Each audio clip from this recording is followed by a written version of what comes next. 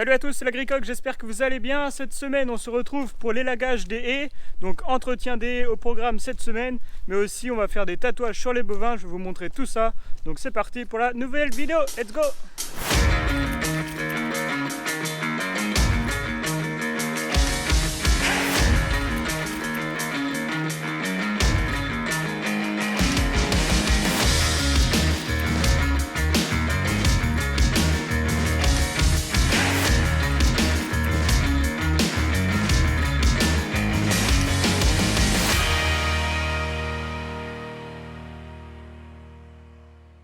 Avant toute chose, je voulais vous présenter ce magnifique panneau que l'on retrouve maintenant à l'entrée de la ferme.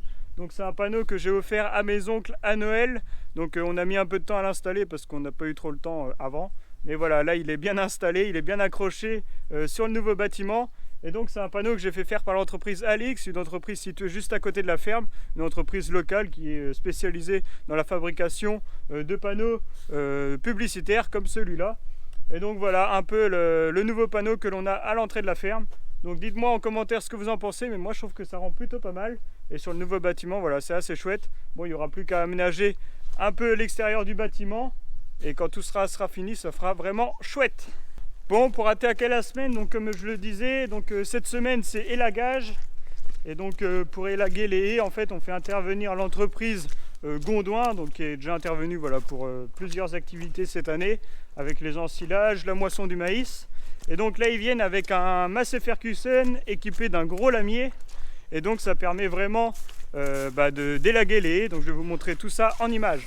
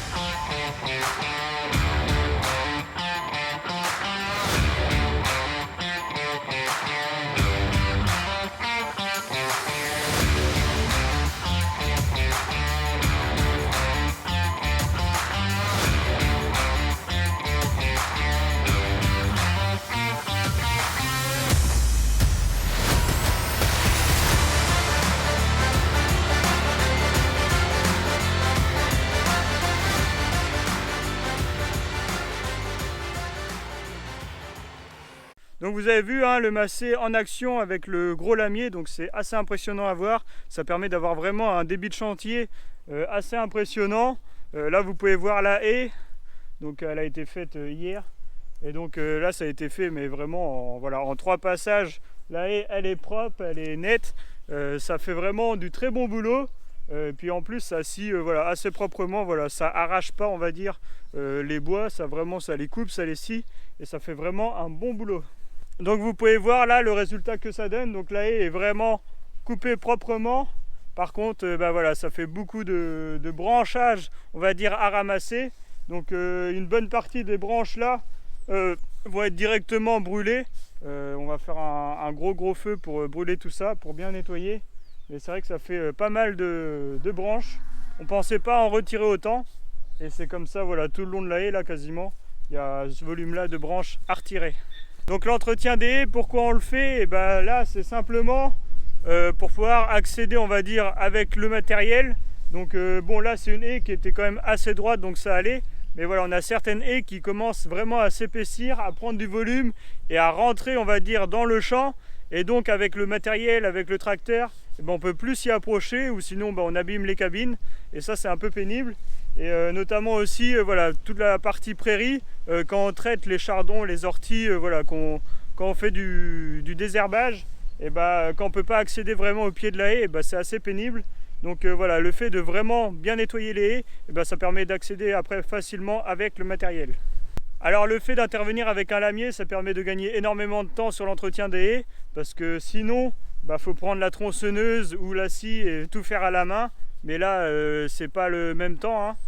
Une haie comme ça à la main, je peux vous dire que ça prend une très bonne semaine de boulot. Et clairement, on n'a pas le temps de faire ça. Et en plus, on n'en a plus vraiment l'utilité parce qu'il y a quasiment plus personne qui se chauffe au bois.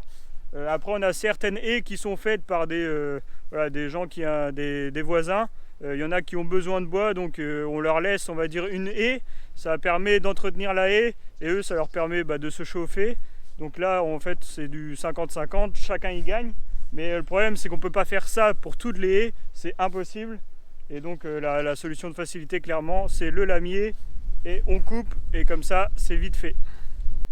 Donc voilà un peu pour les explications de l'entretien des haies. Donc là, on a fait toute cette haie-là. On a fait aussi la haie en dessous, parce que là, entre les deux, on a un petit bois. Donc toute la haie en dessous, il y a un pré, en fait. Et donc toute la haie a été faite aussi. On en a fait aussi un peu de l'autre côté. Mais là, les haies qu'on a taillées au lamier, c'était vraiment des haies qui sont avec des parcelles en pâturage. Donc ça, c'était, chaque année, on en fait une partie. On ne fait pas tout de la même année, hein. Tous les ans, on en fait une petite partie. Et comme ça permet vraiment de continuer et de renouveler les haies et de bien les entretenir au fil des saisons et des années. Ce qui est vraiment très important. Bon, allez, let's go. Maintenant, on retourne dans la stabu et on va parler un peu de marquage et de tatouage des bovins.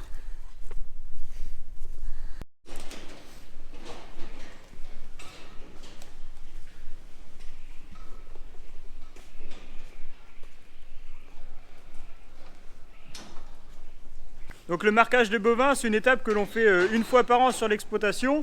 Donc on le fait sur un lot de génisses, sur le lot des génisses qui vont bientôt véler, enfin qui vont véler même dans l'année.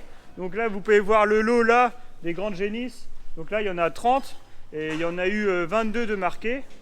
Alors l'objectif que l'on a quand on marque les bovins, en fait c'est de mieux repérer les animaux après dans le bâtiment ou alors quand ils sont en prairie.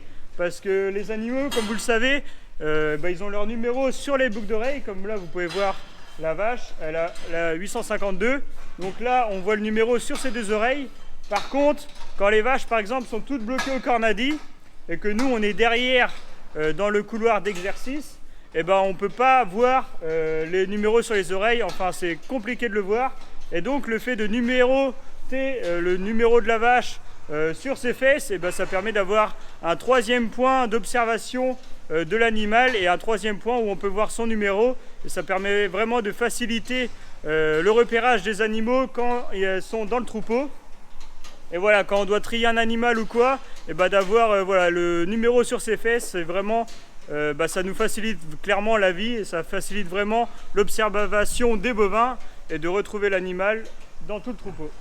Donc la première étape pour marquer un animal, c'est de le bloquer au cornadi. Et donc là, on a bloqué en fait tout le lot des génisses au cornadi. Donc pour ça, on ferme les cornadis, on met du maïs et les animaux viennent directement manger au cornadi et se bloquent automatiquement après au cornadi. Donc ça c'est pour faciliter la manipulation des animaux et aussi pour raison de sécurité. Voilà, l'animal quand il est bien attaché au cornadi, ça évite qu'il bouge de trop. Et comme là, on doit intervenir derrière l'animal, c'est vraiment important qu'il soit bien bloqué pour notre sécurité aussi personnelle.